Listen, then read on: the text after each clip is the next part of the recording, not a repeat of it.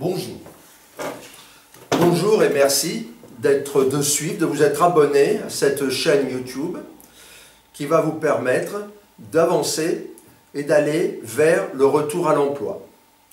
Aujourd'hui, nous allons parler de l'entretien d'embauche, de la présentation que l'on doit faire, qu'on vous demande de le faire en 2, 5 ou 10 minutes parfois. Nous allons nous concentrer surtout sur le 2 et 5 minutes qui est le plus difficile à réaliser. Le 10 minutes souvent nous donne plus de temps pour réfléchir. Naturellement, une présentation, ce n'est pas l'explication, la relecture ou la récitation de ce qu'il y a déjà dans le CV.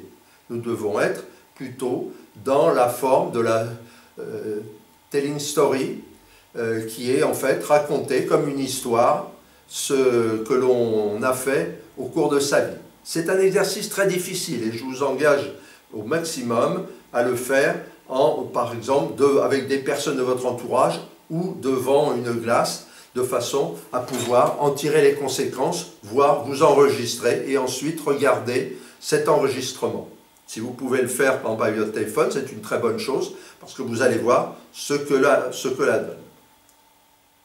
Alors, se présenter en 2, 5 et 10 minutes. Il y a des questions classiques.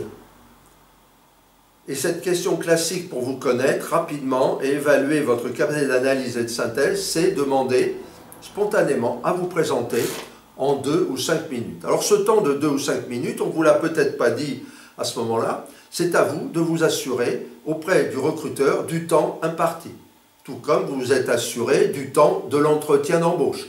Ça peut être une demi-heure, 2 heures, ça peut être la demi-journée, mais il faut vous le faire confirmer de façon à ne pas être surpris si tout à coup vous développez quelque chose et qu'il vous interrompt en vous disant bah, écoutez là c'est terminé, je vois que le temps a trop passé, je me suis laissé moi-même un petit peu emballer par ce que nous disions, mais vous allez rester sur une difficulté qui va être de ne pas avoir fait le tour de ce que vous aviez à dire et probablement du poste. Donc ça va rendre les choses difficiles.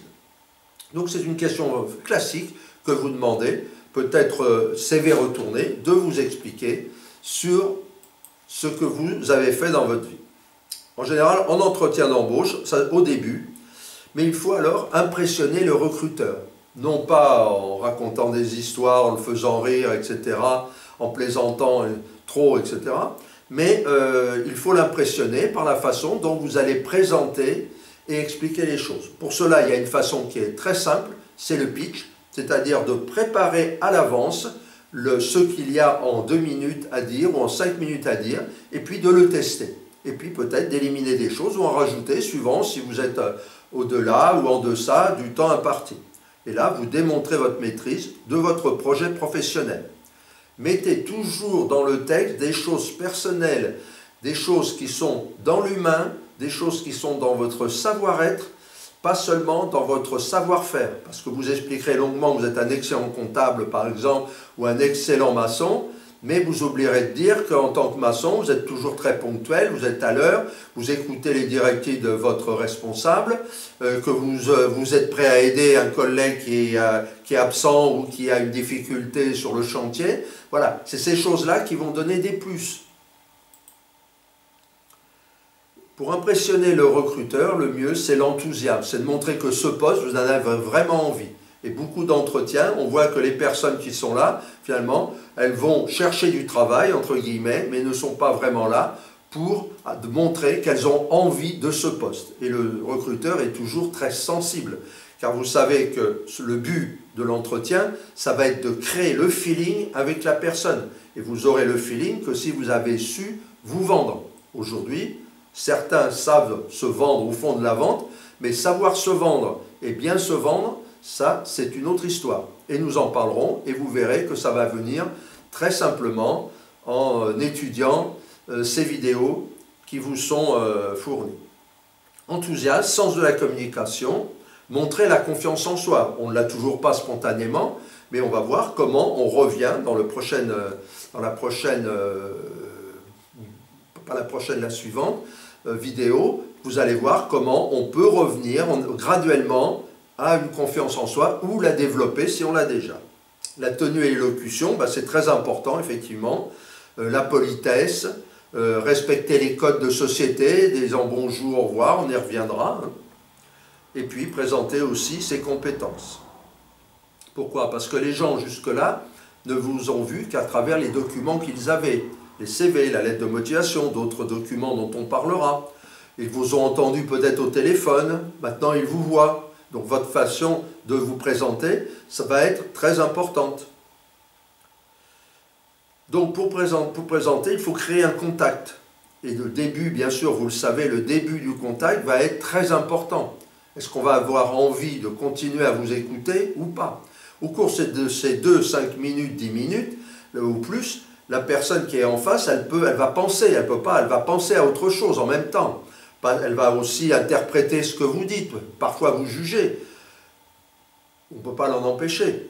Voilà. Donc si vous devez avoir un impact au niveau de la personne, vous devez faire varier votre timbre de voix, vous devez utiliser une gestuelle appropriée, vous devez surprendre un peu par certains points, et vous devez un petit peu faire rêver en expliquant qu'à un moment donné, eh bien, vous avez pris la décision d'aller plus loin dans votre carrière, et qu'est-ce que vous avez fait? Eh bien, vous êtes allé dans telle société où, aujourd'hui, vous candidatez dans la sienne. Vous devez interpeller les gens, et peut-être, attention s'ils vous interrompent, à ce moment-là, vous devez reprendre le fil de la conversation.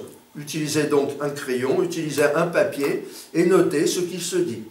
N'ayez jamais un entretien où il n'y a pas de notes, parce que les gens pensent à ce moment-là que vous avez d'autres contacts et que vous allez, à juste titre, oublier une grande partie de ce qui se sera dit lors de l'entretien. Pour vous, l'enjeu est fort, parce que l'enjeu, c'est d'obtenir ce poste. Si vous êtes venu, c'est qu'a priori, le poste vous intéresse. Ou vous voulez voir en quoi peut-être il ne va pas vous concerner suffisamment, ou vous intéresser suffisamment. Donc à ce moment-là, vous allez pouvoir évaluer ceci. Mais si vous voulez le poste, il faut effectivement être fort bien préparé à ce poste, comme on l'a déjà dit. L'enjeu est important, donc montrez de l'intérêt pour l'interlocuteur, parlez de sa structure, intéressez-vous à sa structure. Vous êtes déjà préparé avec, bien sûr, on y reviendra, avec ce que vous avez vu sur son site internet. Il faut éveiller son envie, le séduire. Le séduire par des bonnes paroles, des bonnes aptitudes, le rassurer. Tout recruteur est par principe un peu inquiet de savoir qui il a en face de lui. Parce que même si vous passez 1 heure et demie avec la personne en question, et que vous savez parfaitement que ce n'est pas en 1 heure et demie qu'on va avoir un avis sur le candidat. Il faut donc le convaincre et le rassurer.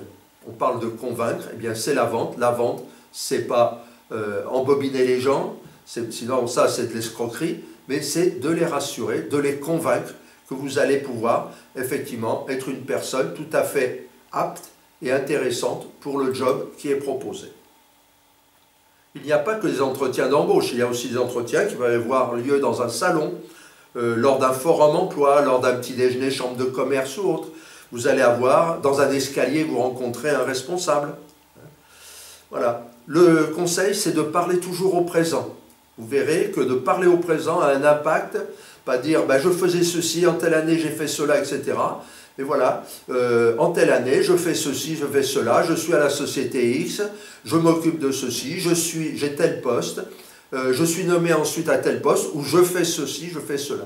Là aussi, si vous n'êtes pas habitué à parler à ce présent de narration qu'on va vous conseiller tout au fil de ces vidéos, eh bien effectivement, il va falloir vous entraîner pour le faire. Vous entraîner en famille, vous entraîner même vous-même face, comme je disais tout à l'heure, face à la glace, pour voir comment vous parlez, comment vous adaptez. Et encore une fois, plus vous serez préparé, plus vous serez efficace. Voilà. Donc à ce moment-là, vous éviterez les mots parasites comme les voilà, les les on, voilà. Soyez en phase avec votre passé. S'il y a des problèmes, des difficultés dans votre passé, eh bien, il faut savoir comment en parler et savoir ne pas se faire coincer sur un élément passé en disant « Madame, monsieur, ça fait 3 fois que vous avez quitté une société au bout de 2 ans, que s'est-il passé à ce moment-là » Il faut être prêt à répondre à ça, avoir les arguments. Nous apprendrons à en parler. Alors, pour cela, il n'y a qu'une solution, il faut s'entraîner et être naturel. Pensez à votre débit de parole, à votre intonation, votre attitude, votre reformulation. Nous reparlerons de la formulation abondamment. C'est très très important. Votre tenue vestimentaire, votre coiffure, n'en faites pas trop ou pas assez. Si on vous fait une interview, vous êtes debout, eh bien demandez à vous asseoir pour pouvoir prendre des notes. C'est la moindre des choses. Et n'acceptez pas de rendez-vous qui soit entre deux portes, dans un hall d'accueil par exemple.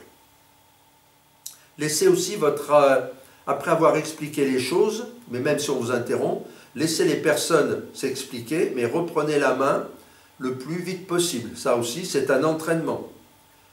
L'introduction doit être en quelques mots. Par exemple, en speed dating, eh bien, vous allez dire à quelqu'un « Bonjour, bonjour, alors il y a beaucoup de monde, j'ai bien aimé la conférence. » Vous donnez votre prénom, votre nom, toujours le prénom avant le nom. Puis vous avez une petite phrase d'accroche, une petite phrase de synthèse. Voilà, je suis comptable, mon projet d'être comptable unique en TPE-PME, les choses auront été cadrées. Ça, c'est dans le cas d'un speed dating. Voilà, présentation du parcours, les expertises, présentation du projet, et puis conclure sur quelque chose de sympa. Là, c'est même pas des fois 2 minutes. Le speed dating, ça peut être effectivement, comme on en indique, quelque chose de très très rapide. Évitez de vous justifier, évitez de tricher avec l'interlocuteur, de dénigrer, de faire un discours obscur ou pompeux, demander un emploi. Voilà. Vous êtes comme au théâtre, c'est du théâtre. Votre pièce de théâtre, vous avez un rôle. Eh bien, il faut que la salle soit debout à la fin de la représentation. Donc, n'en faites pas trop, mais enthousiasmez les gens par votre enthousiasme contagieux. Montrez que vous voulez le job. Et puis, essayez d'en savoir plus à la fin, parce qu'à ce moment-là, on va vous rappeler pour une deuxième séance. Cette deuxième séance, ça sera peut-être un autre entretien ou l'embauche. Voilà, j'en ai terminé. Je vous remercie et je vous souhaite une très bonne journée.